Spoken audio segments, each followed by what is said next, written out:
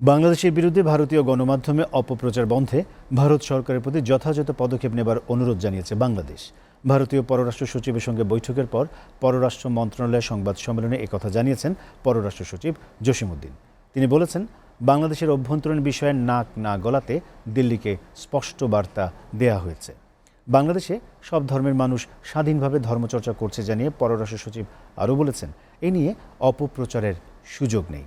ভারত থেকে শেখ হাসিনার বক্তব্য সরকার ভালোভাবে নিচ্ছে না জানিয়ে জসিমউদ্দিন বলেছেন, তাকে দেশে ফেরানোর বিষয়েও আলোচনা হয়েছে। সঞ্জিদা প্রিয়র প্রতিবেদনে দেখুন বিস্তারিত। ঢাকা দিল্লির সম্পর্কে টানাপোড়েনের মধ্যে ঢাকায় দ্বিপক্ষীয় সম্পর্কের সামগ্রিক বিষয় নিয়ে আলোচনা করেছে বাংলাদেশ ভারত।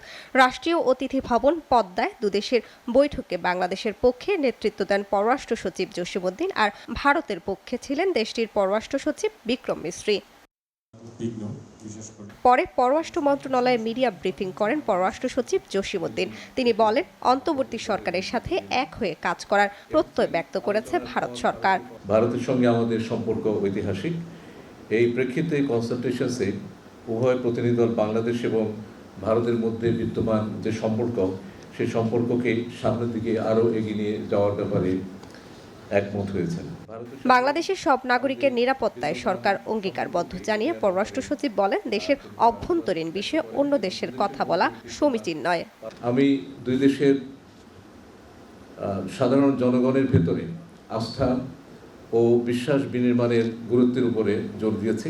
বাংলাদেশের জুলাই আগস্ট বিপ্লব এবং বিপ্লব পরবর্তী সংখ্যালঘুদের প্রতি কথিত বৈরী আচরণ নিয়ে ভারতীয় গণমাধ্যমে অপপ্রচার, মিথ্যা তথ্য এবং বিভ্রান্তিকর বয়ান রয়েছে। সে বিষয়ে আমরা ভারত সরকারের প্রতি দৃষ্টি আকর্ষণ করে এ বিষয়ে যথাযথ পদক্ষেপের অনুরোধ জানিয়েছি। সেই সাথে আমরা জোর দিয়ে বলেছি যে বাংলাদেশে বসবাসরত সব ধর্ম নির্বিশেষে স্বাধীনভাবে সব মানুষ ধর্মচর্চা করে আসছে এবং এ বিষয়ে কোনো ধরনের বিভ্রান্তি এবং অপপ্রচারের সুযোগ নেই। তিনি বলেন, ভারত থেকে শেখ হাসিনার বক্তব্য সরকার ভালোভাবে নিচ্ছে না। প্রাক্তন প্রধানমন্ত্রী তিনি ভারতে অবস্থান করে যে সমস্ত বক্তব্য রাখছেন, সেই বক্তব্যের প্রতি আমরা তাদের দৃষ্টি আকর্ষণ করেছি। আপনারা গতকালে শুনেছেন তিনি একটি বক্তব্য দিয়েছেন এবং সেই বক্তব্যটি সরকার পছন্দ করছেন না। তিস্তার চুক্তির পাশাপাশি গঙ্গা চুক্তি নবায়নের বিষয়ে দুই পররাষ্ট্র সচিবের বৈঠকে আলোচনার কথা জানান পররাষ্ট্র সচিব। তিস্তা নদীর পানি চুক্তি সম্পন্ন করার প্রয়োজনীয়তার উপর জোর দেই। গঙ্গা পানি চুক্তির মেয়াদ 2026 সালে উত্তীর্ণ হয়ে যাবে। সে প্রেক্ষিতে তা নবায়নের প্রক্রিয়া শুরু করার উপরও আমরা গুরুত্ব দিয়েছি। এছাড়াও আরও যে কয়টি আন্তঃসীমান্ত নদীর পানি বণ্টন সংক্রান্ত চুক্তি দুই পক্ষের মধ্যে আলোচনাধীন, সেসব সম্পন্ন করার জন্য বিশেষ জোর দিই। সীমান্ত হত্যা কামনায় তা শূন্যে নামিয়ে আনতে ভারত সরকারের প্রতি পদক্ষেপ নেওয়ার অনুরোধ জানানো হয়েছে বলেও জানান জসিমউদ্দিন।